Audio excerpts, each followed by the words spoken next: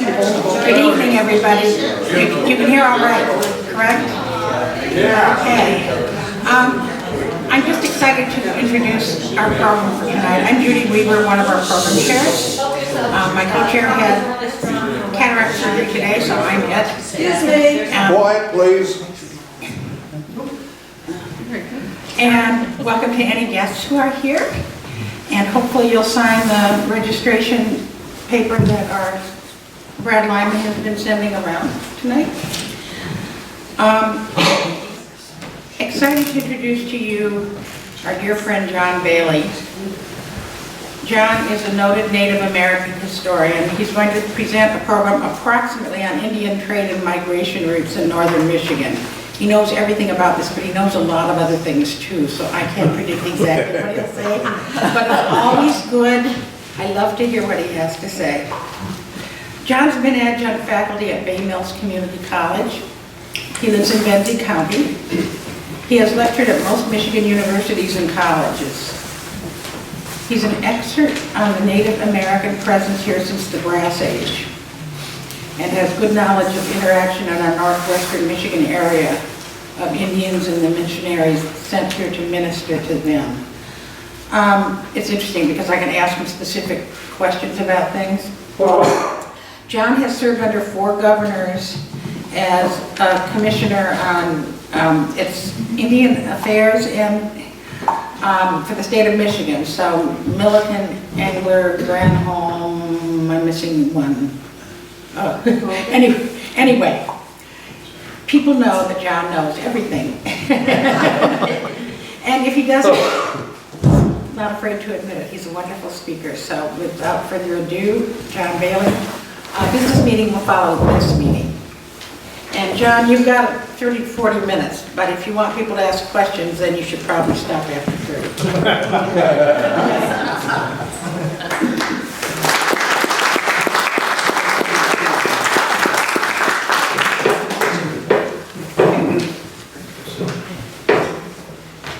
Good evening. Good evening.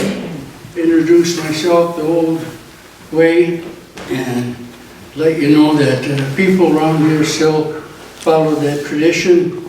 We meet other people, natives, we're supposed to tell who we are so they know how to treat you. So I say, Adishmika, Sinimki, Mokade Maingandowin, Odawa, Anishinaabe. My name is Thunder. I belong to the Black Wolf clan of the people who trade and of the first people here in this area. And we say that in a kind of a forgiving way to ourselves because we know we've been here since about 1200. We've only been here about 1200 years in this general area. My family comes from around Lowell, Michigan, and they moved up here and were removed from that area in 1836, moved to Hart 1849, and then followed the industry of the time. And that was 2 major industries for this area, logging and collecting ginseng. There was a big market for ginseng overseas, so there were a lot of people employed there. But I want to give a little bit of history to you, maybe in 2 different pieces. One of them will be BC, before Columbus.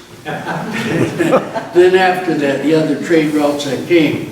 But what's interesting is people don't realize that the Native community has not only been involved in international politics, but they were involved in international sale. They were traders. The people I come from, that is the name they were given. There were 3 tribes, the Ojibwe, the Odawa, and Odawa. Each one had a large responsibility. The Ojibways, we looked to them to protect us. The Odawamis were the educators. They're the ones that kept a lot of the knowledge and give it to the rest of us. In the Odawa, we were the traders. And one of the things that we got out of that was political freedom, so to speak. Because we could go anywhere and be welcomed. because we bought trade. The Mohawks and Six Nations, Iroquois had a battle one time, fought each other. It was all political. And they couldn't get back together. So in order to get back together, they called the Odawas in to figure out how to negotiate this. So we had political freedom just about everywhere we went. But what I really like to look at when the trade, you look at these areas where we live and the trade routes, but up here was probably the beginning of international trade, because they found that over in the island of Crete and where the Minoans lived in the Eastern Peninsula, they have found Michigan copper. Michigan copper that was traded from the Upper Peninsula went all the way to the eastern end of the Mediterranean. And so it says, well, how did they do that? Did they take it over there? No. Remember I told you we were 3 tribes. At one time we were 5. And we had a coalition that was over on the eastern end of the United States, over in Maine. And we also treated with the people in Nova Scotia, the Micmac and the Maliseet. And Penobscots, Passamaquoddies, and the Aroostook were part of the other tribes. I was over in Maine sometime back, and a professor at the University of Reno told me that the 3 fighters, our 3 tribes, had come back to help that confederation in the year 1590. So you can see we kept that open, that trade. So the trade we had in northern Michigan, it's interesting to look at a lot of the history books. There's a couple of people that are good writers, they give you good information, but one place he wanted to talk about their migration route. These are migration routes, Indian migrations, and they did this. They went here, they went there, they went up and down the state. Sure, they migrated there because that was their trade route. They went from one village to the next in the trade system. And a lot of people say, well, there isn't evidence of this trade. There isn't a lot of evidence of these villages or these trade goods. Well, in the beginning, you look at the trades BC before Columbus, and most of what they were trading in were hides, wood, and some implements. And of course, some were copper implements. They used them as tools, but they didn't use the mixture that the rest of the world did, tin and copper. But the tin and copper from Michigan, copper from Spain, different countries, they created the beginning of the metal age, the Iron Age, when they began to make tools out of that. So you look at what the natives were doing at that time, they looked at it, copper, much like people treat gold. They made different instruments out of it. They made utensils. They made some knives, but they weren't that sharp. But they used copper in different ways, and they used that to trade. I was just telling my cousin Richard, I was in Macon, Georgia, and a man asked me, an Indian man, wanted to know if I'd seen the Indian mounds yet. And I said, no, I haven't. And so he said, well, let's go look. And one of the things he was proud to show me, why he wanted to show me, was they had a big exhibit of Michigan copper that had been traded down to Macon, Georgia area. And so you look at trade routes in Michigan, they're easy to find. They're real easy to find. They're called M37, US 31, M22, 28. All of those are trade routes. And so someone asked me, they said, how did you learn those things? I said, well, looking on the Michigan map helped. And learning topography helped, because then you could see where the easiest and most direct routes were. But you got to look and remind yourself how they intersect with the waterways, the expressways, the highways. The Grand River, for instance, you look at the people that live there, and the full length of the Grand River, which is 270 miles long, one of Michigan's longest rivers, it was full of different villages all the way down. And you can just start naming the rivers as you leave the Jackson area, because that's where Grand River starts. Then you can go down and see the Red Cedar, the Looking Glass, all those rivers all the way to Grand Rapids and all the way to Lake Michigan. So the trading routes were dependent upon, of course, the waterways and the roads. And when they went up the water line, my grandmother was telling me that she had been told about she called them the little streams in the lake. And the different, you get out there, especially in the light canoe, you travel pretty fast with the water that moves within the lake. And so you look at all those trade routes, you begin to see that, my goodness, they really could get around the state quite rapidly. And different tribes had different items they traded. The clan where I come from, down at the Flat River, if you follow the Flat River north, you'll find some of the greatest deer herds in Michigan.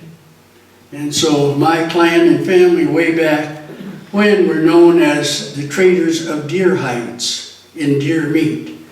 And so we were known for our skills as deer hunters and trappers. I still have relatives today that hunt and trap just the way they did years ago. Machinery's different, but it's still the same thing. It's interesting to see how people view us, I say from Michigan. There were some young guys came up from Texas a couple of years ago. And they came and they found out what happened around Honor, Michigan with fishing and hunting and small game. And they went back to Texas and they said, the people up there still hunt for food. So there's some things that we hope never change. And when you look at what happens with the economy, one of the things that we had with the Native community at that time, what everyone strives for today, was economic parity. We didn't have a lot of problems. We did have some problems, someone saying, well, we want to hunt over there. So we had settled those. We have a treaty with the Ojibwe in the Upper Peninsula that they can come down state and fish a certain distance down here. And it was a treaty we made with them over some political gaffes years ago. So you look at what happens, and we didn't have a problem. So then later on the Europeans came, and there were still no problems.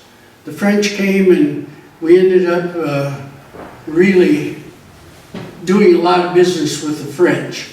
And then the Dutch came, and there was a lot of trading with the Dutch. And in fact, as you go to the Netherlands at one of the universities over there, and you'll find a lot of Great Lakes Indian artifacts, a lot of beadwork, leatherwork, different tools. And they traded for them when they came. So as we went on through the system, the French brought in a lot of the goods that we hadn't had. They brought in metal tools. And they brought in one of the most important things that we thought at the time was cloth. You get tired of wearing those old leather clothes after a while. So the wool was a big addition to the system for us. And so we began to get in those kinds of trades.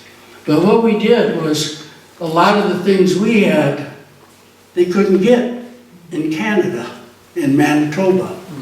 And so you go up to the Rainy River area up there, you'll find that many of our people have come from there, came here, Petoskey, Harbor Springs, different places, and lived here. And so we did migrate, but the migration was caused by our trade routes.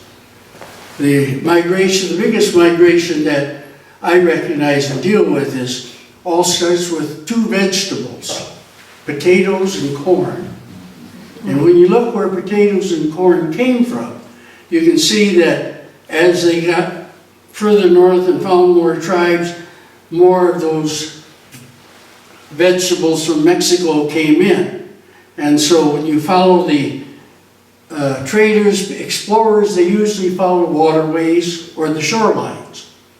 Well, in the particular case of the people I come from, we followed shorelines, went north, and we went as far north as corn would grow. And when corn wouldn't grow, we didn't need to go north anymore. Fact is, after several hundred years, we came west and settled this area. But what's interesting is that 5-tribe coalition and our 3-tribe coalition, our languages are very similar. The way we made baskets, the way we cooked food, where you couldn't tell where you were, whether we were in Michigan or in Maine. So the trade routes were very important, and it was important for education, for understanding what was going on elsewhere, and finding the tools we needed to progress. Look at the clock here.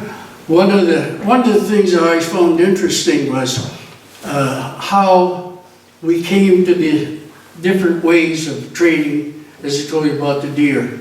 There were some other places, and we still go up there and buy maple syrup from the Upper Peninsula. It's delicious. They make it the way we used to, very dark syrup. And the same way with the food, the different types of food that we had, the whitefish, all the different fish that we had, we dried, and the Norwegians came and they thought, these are pretty good people. They dry fish like we dry cod. So they have their version of lutefisk, and so do we. But as we went through time, we began to realize that this could be something that everyone will benefit by. And so we did a lot of trading with other groups, other tribes. We had a lot of help from Finlanders and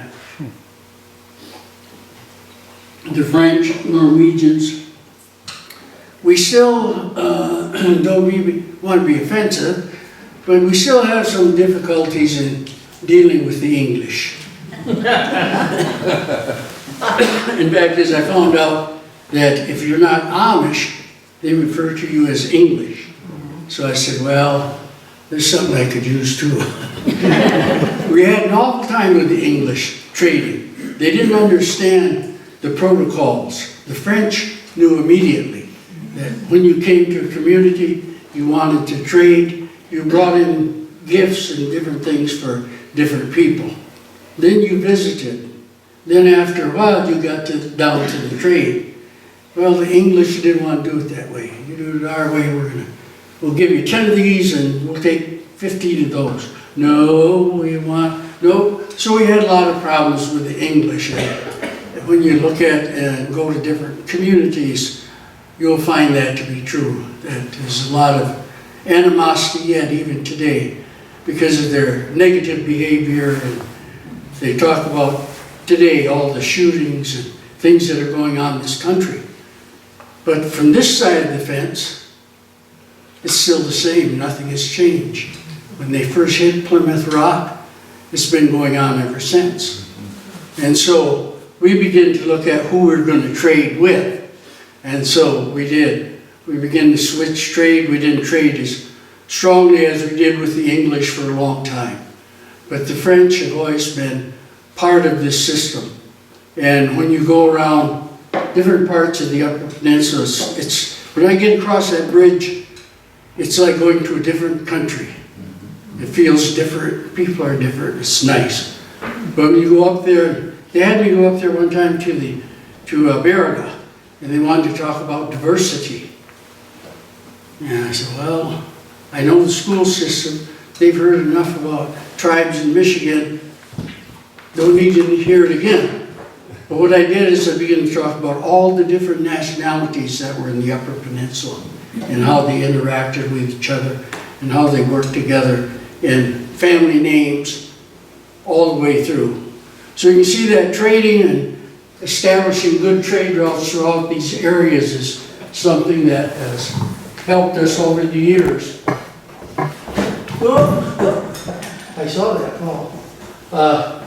You look here, and you see this area was very well settled for natives, and you can understand why. Going back and forth small canoes, quick canoes, going for a visit. And then when you look at Northport, and then you look at the islands, we also have Ojibways that came from Wisconsin and came down to the islands, to the Manitou Islands, to the Fox Islands, and on down into here, to this part of the state. My great-grandmother was from South Fox Island, on my mother's side. So I got to visit that, and it was amazing what evolution has done. Because you go out there, you're going to find some strawberries that are extremely big. And you find some jack-in-the-pulpits that are quite large, because they've been isolated quite a while. But when you look at things that are reported, like over here in Honor, everybody says, well, there's a few Indians live around Honor, the Baileys do. But they're kind of new to the area. They've only been here over 100 years in Benton County.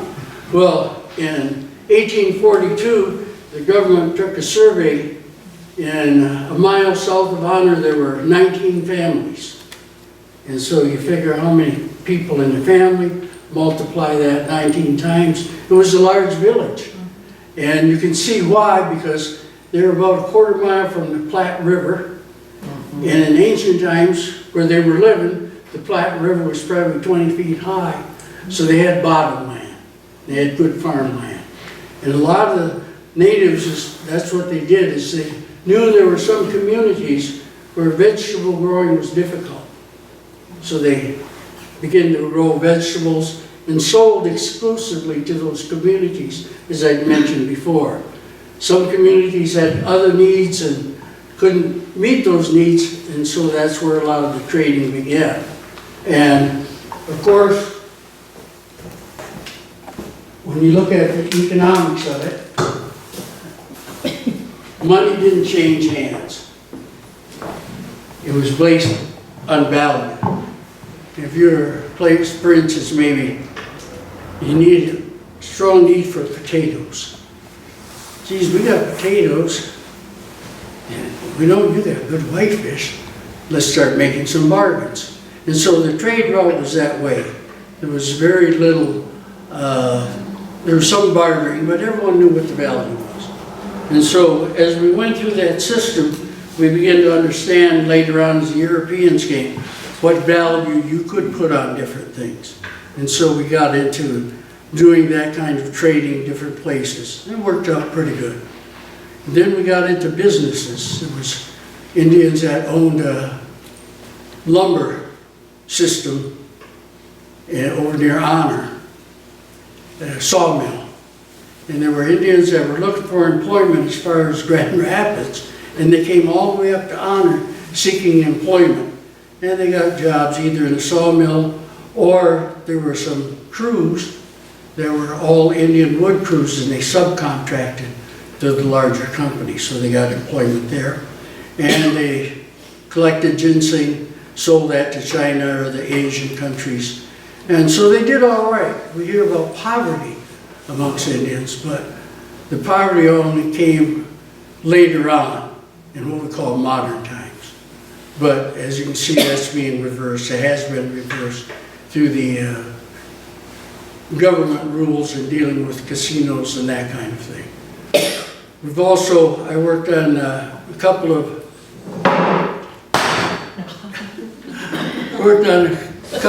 different bills that helped us later on. We had the Indian Business Finance Act, and we'd fought a long time to get that point. So they come out with the Indian Finance Act, and they said, yeah, we'll loan you money, but you got to live on or near a reservation, or within 25 miles. Well, you get out South Dakota, it's 25 miles to your next neighbor. And so what they did is they said, we're going to give you money to get involved, but they took us out of the marketplace. So after a while, of course, we'd get together every year. We came up with different things. We came up with a coalition of Indian tribes, and they had energy. And so we began to look at energy processes. And so we've got now tribes all over this country who are working and have gotten into the oil business. Some were in the coal business for a little while. They were getting paid very cheap. The average for a running ton at that time was $1.25, and the Indian tribes were getting 15 cents. So they said, well, we're going to take over this, and they did. So we have a lot of Native people that are in business. I worked with the Department of Commerce in Detroit, and they said, we don't have any Indian-owned businesses, but maybe 4. And this was 1st of August. And so by the end of September, we had 200 Indian-owned businessmen participating in Minority Business Week. And so a lot of people don't realize that we have been in business from time immemorial, and we continue to be in business. That's how I got to travel a lot. I was with the Governor's Commission on Indian Affairs, and did some economic development education with the University of Norman, Oklahoma. And I was fortunate to have some education from General Motors Institute. And so with that, I was able to go out and do industrial development, and I worked with the state for a number of years in putting up industrial parks and creating different places for industry. One of the proudest ones I did that I just keep thinking about it, because the people were struggling, they were trying to get ahead. They thought we'll create 25 jobs, and so we fought to get money for them. There are over 125 jobs, and they supply dried fruit to all of the major cereal companies in the United States, and that's over in Frankfurt. Forgot the name. Elvis Presley's home. What's the name? What's the name of his place? Graceland Fruit Company. But they were one of the first we did in northern Michigan, because the state government was used to building smokestacks. And they wanted to know, why would you bring this project to us? I said, very simple. Why? I said, we all like to eat. But it took a while, but we got it done. So we're looking at other forms of trade, other types of business that we've been involved in, and we only can see that it's going to increase. Traverse City, as you know, we got a lot of training for small business, and that's really helped a lot. And so you're going to see a lot more different things that are going to be happening throughout the country. And one of the bright spots of the United States, not just Michigan, the United States, is Traverse City. We have one of the best economies and stable economies in the country. And so the growth that we're going to experience, I think everyone's going to benefit by it. And it will continue to have different trade routes, different kinds of business, and different ways of doing things. As we can see, things are changing. We've got kids that can do things that I never even imagined. And so that's going to make a big difference. So if you get any quick questions. I want to just, this group is really interested in the interaction between missionaries and Native Americans. Would you explain to us, because it took me a while, and I think this audience would like, what happened with the Treaty of 1836, and why did the Indians have to go with Peter Doherty over to Omina? Good question. Well, 1836 treaty, of course, a couple of things you should know. We ceded everything north of Grand Rapids to Marquette, and we were supposed to be paid so much an acre. And I will tell you this, you don't have to worry anymore. I am not going to come after your property, because your property was not paid for until 2007. That's when the last 1,200 people were paid for the Treaty of 1837. But I've gotten after him a few times. I said, well, you promised us so much salt. Just give me the salt. I'd be a billionaire. But the Treaty of 1836, what happened was the the missionaries had come before, the Catholic missionaries, I should say. And so they had pretty much covered this area. And after a while, there was another group, the Methodists, that said, that's not right. We need Indians in our church. So I say this figuratively. We live for so many years, and we wake up and we do our religious ceremonies. And one morning we woke up and somebody came in a black robe and said, you're Catholic now, you must stop that. So some of us did. And then one morning we woke up and a man come walking up and said, hey, you're not Catholic anymore, you're Methodist. Because we got 13 places given to us by the government because we lobby, so you now people are Methodists. Yeah, but we're Catholic. Not anymore. You're Methodist. And so that's why we have these different groups, even with one community. And believe me, it causes a lot of political strife. You got the Methodists, Catholics, and then you have the traditionalists, us pagans that followed the old way. And so there's a lot of problems with missionaries. And there's a song that one of our people wrote, an album. And I would say that of all the Indian singers on albums, this guy probably sold more than anybody ever did in the shortest amount of time. Because he had a song in there, and he was from South Dakota, so he had suffered greatly by going to the church schools, and suffered in poverty. So he had a song in there, and there's a couple lines there that said, missionaries, go and leave us all alone, leave your white God to your white man, we have a God of our own. And this is on the rise. It's getting stronger. People are beginning to understand. You can see in newspapers, we're getting our names back.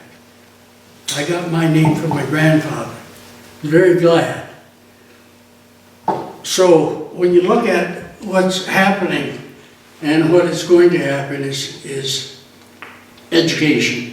We wanted to get educated, so the government built a school for us in Mount Pleasant. It was like a community college. But the state of Michigan wanted that facility. They wanted to use it for people that are handicapped, have issues.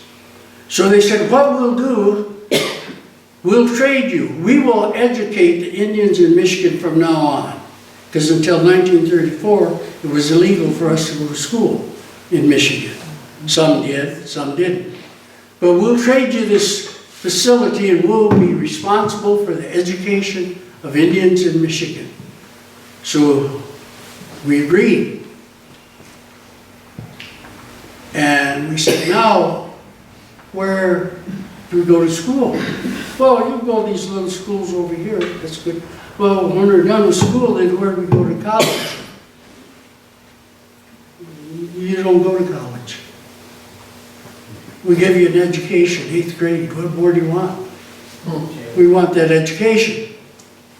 So, some of my parents, aged people, so my dad was born Black Township, 1924, fought in World War II, did all those things, but when he was born, he wasn't a citizen. My grandparents had 12 children, and only the last 3 were citizens, born citizens, the rest non-citizens. So I call myself son of a POW, and let it go at that. But, so we wanted an education, and we fought and fought for it. Well, we had a governor that finally said, I got a lot of Indians in my area. I'll push this. So his name was John Engler. And he pushed, and we tried to get our education, and what we got was tuition waiver. We don't have to pay tuition. That's it. But before we had housing, clothing, all of those things. Never got it. But when we found out, we were happy to get that tuition waiver. Because now we have more young natives with college education than ever before in the history of the state. And it's all been done really in the last 10, 12 years. And so these young people are going to take over, as you can see nationally, and they're going to show us some things. And they're going to be able to show us how to wisely trade, how to spend our money, how to get further ahead in life. And so it's all a process of evolution, of adapting. We adapted to the Europeans that came. Most of them adapted with us. And when you look at Michigan, the history of Michigan, there were no real problems ever here in Michigan with the natives and non-natives. They were threatened to be removed to go to Oklahoma, over there. We jokingly made jokes, we've already been there. We traded there. Personal experience, I worked with the Choctaws in Mississippi, and one of their old gentlemen come up and said 2 words of Indian to me. And I was shocked. I said, where did you learn that? He went back several generations. And what it was natives from Michigan that passed through there, trading going south, and when they came back, they came right through there again. And he said some of them stayed for a few years. And then I met two of my friends had gone to a humanities conference and fair in New Orleans. And they have different tribes down there. They're a mixture of Caribbean, Black, Choctaw, all kinds of mixtures. But this old man come up, talk to them, native. Same story. Well, we got stories of how you people come down here and traded with us. So he kept 2 or 3 words. So the guys that told me that, they were middle-aged gentlemen at the time. And the old man, his name was Little Elk. But he used to trade. He'd make baskets and jewelry, and he'd go all over, go to Canada. No matter, you can tell where he'd turn up. And that's what he did. He just traded all over the place. I almost wore a vest tonight that I got in Detroit several years ago. Geez, 20-some years ago, maybe. And it came from Sarnia, Ontario. And one of the reasons I bought it is one of my aunts had married a man from Sarnia. And I said, well, I'll just have something from his community. So we're doing it all the time, and if you really want to see us doing some trading, as we have their gatherings, everyone calls them powwows, jingtabuk, we call it jingtabuk, it means dancing for your ancestors. There's where you see a lot of trading and selling going on all over, hides, different things that we can trade with ourselves as natives that you wouldn't be allowed to. Eagle feathers and wolf skins, different things. You can get wolf skins and buy them, but we have some that are kind of special. And so we're opening up all the time. Everyone is growing, and so you begin to find out that we have benefited in the process. Didn't seem like it for 170 years, but we've got some of the things and tools that we need to continue our way of life and our way of trading. So that's it. Anyone? Enough questions? Yes. Peter Doherty came to minister to the Indians, and then subsequently went to Omina. What was the deal there? Could the Indians not own property in Old Mission in this area, and they We had can to own go? property anywhere. But what's the deal with the? Well, Why was it better in Omina? What drove them over there? Well, there was a lot of politics at the time, too, with Indians. You take Mr. Ogosa, some of the other leaders around, again, well, we're going to be Catholic, we're going to be Methodist, oh, we'll be Presbyterian. And then at the time, a lot of the things we practice, the missionaries get mad about. Oh, you can't do that. That's pagan. That's not right. And so there was a lot of that, and I guess part of it is when you come to a captured people, you automatically will feel superior. And that was a lot of it. We had a lot of problems with that kind of attitude. And so, when they went to Omina, that broke a ghost up, he moved another place. There's another leader moved over here, and so they began to split up. And some of the things that have been said and talked about even today around here is that one of the worst things that ever happened to us was Christianity, because we've lost everything to them, everything. Now I'll give you another example. This wasn't him, but I got a picture this last month, and it shows Indian kids making their first Holy Communion in Frankfurt. There were 9 of them. And I looked around and I realized that none of those children that made their first communion attend that church, or any church. Because when their grandmother died, she used to hold Mass in her home. So a lot of people came there, all neighborhood, Benja County, Platte Township. But when she died, we heard all of the worst history of Indian people in Michigan from the Catholic priest. It hurt our family, but I know of people around that area who still talk about it. And they said, one of the ladies said, I don't know why you people ever went to that church. I said, well, we thought it was the thing to do at the time, and that it was the way to live. And we were being forced to assimilate, not to integrate, but assimilate. And that was part of that. Yeah. And then they had the Northports too, and the Methodists in Northport. Some of them were Catholic, and they all became Methodists because George and Arvella Smith took them out of down near the Black River and moved them up to Walkazoville, which became Northport. And so there was that kind of thing. Little side note, I deal with the academy in Benzona, and I was talking with them, and we were talking about social things. And I said, well, one thing you can be proud of here is that this was the first integrated school in Michigan. Oh, no. I said, yeah. I said, there was kids of Payson Wolf, who was an Indian that moved up from and came to Walkazoville. And he had married Mr. and Mrs. Smith's daughter. And then when they went to put him into the academy, they found out they had prejudicial rules. So they said, these are our children. So 2 Indian kids went to the academy, first integrated school in Michigan. Yes. Would that be the same academy that Bruce Canton's Yes. father Yes. started Yes. there with Mother Light? Yep, same Okay, one. all right. Yeah, same thing. So it's interesting too, you look at different communities all over.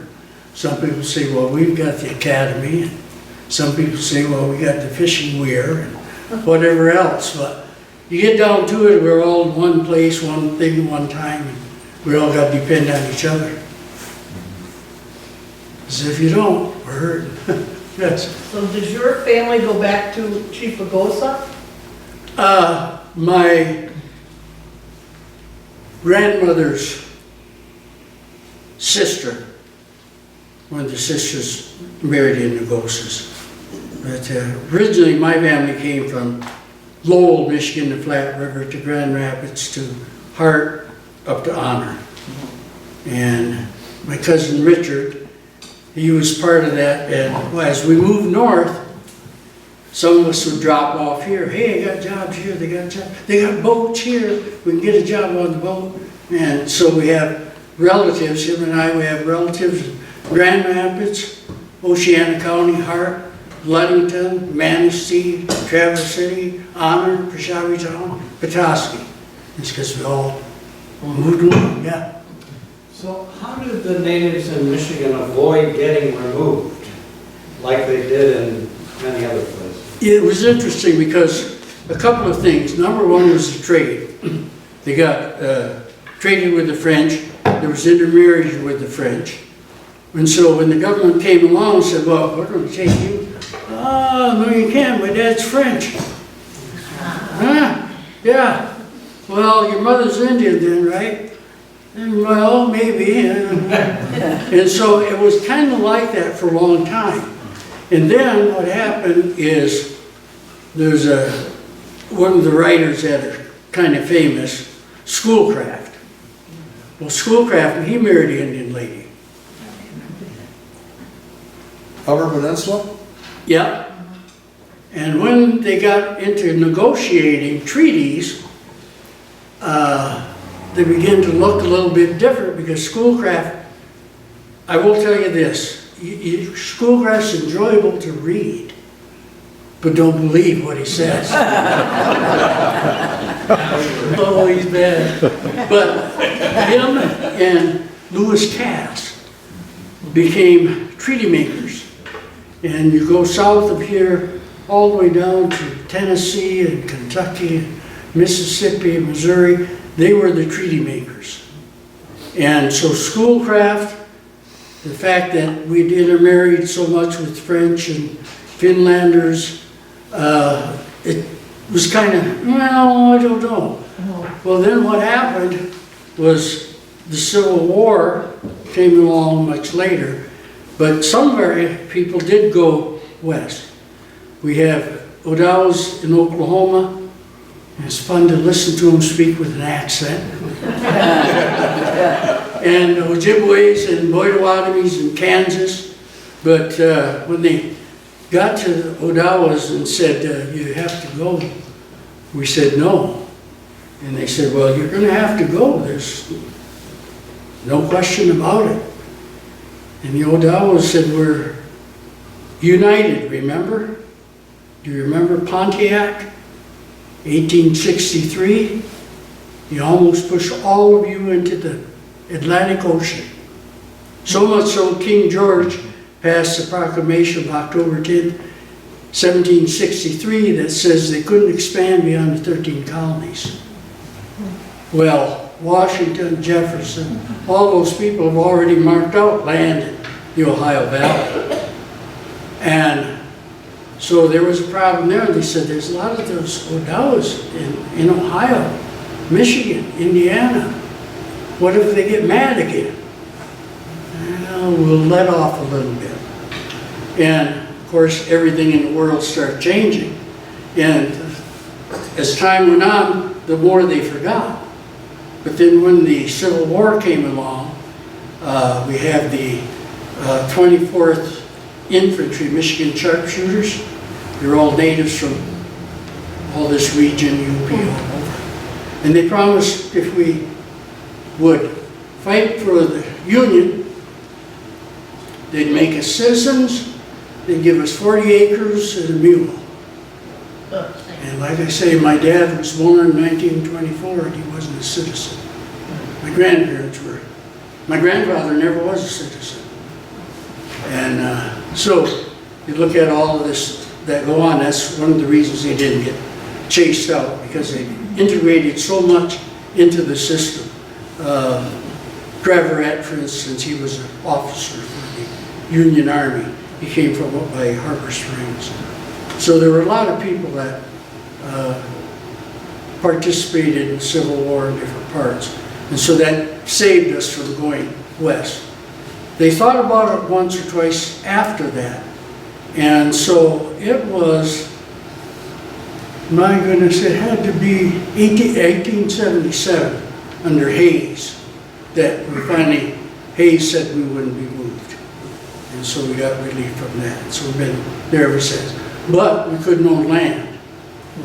And what was interesting is then they decided, well, we're going to recognize the Indians of Michigan.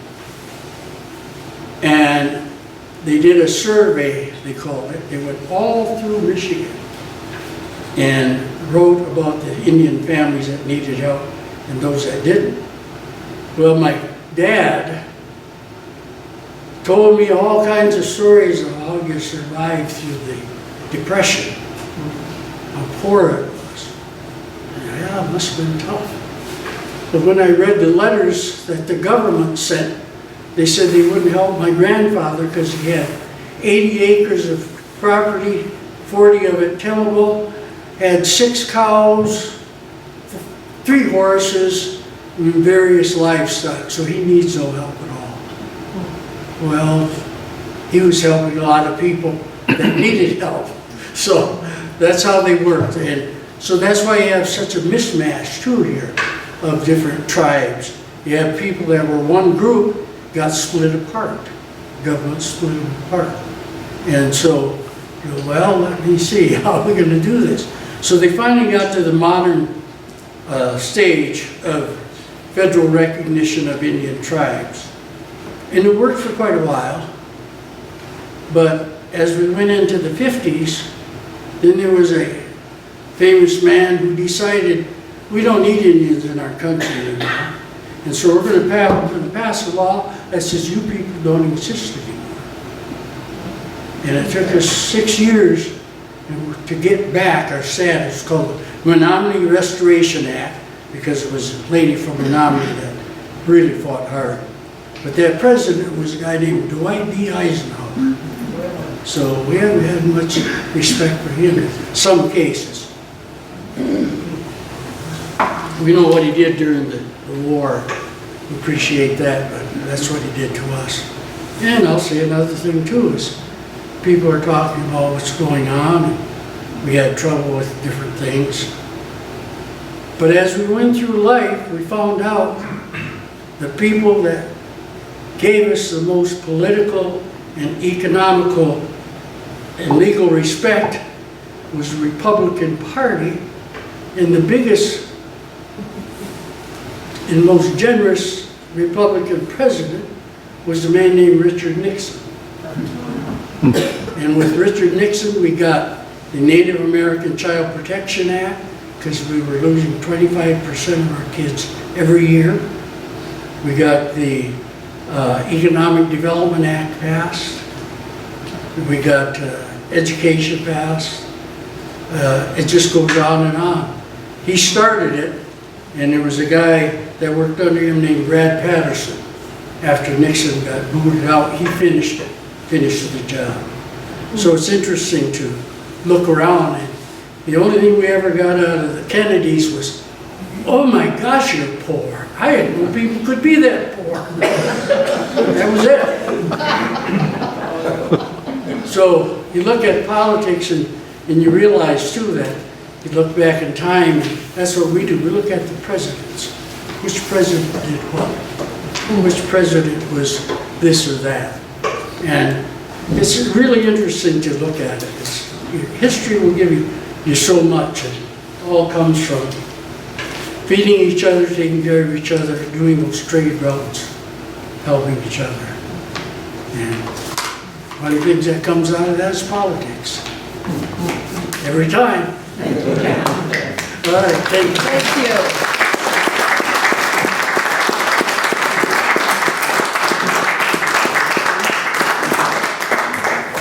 We'll have a little break before our business meeting. If anybody wants to talk to John for a minute, because he may not want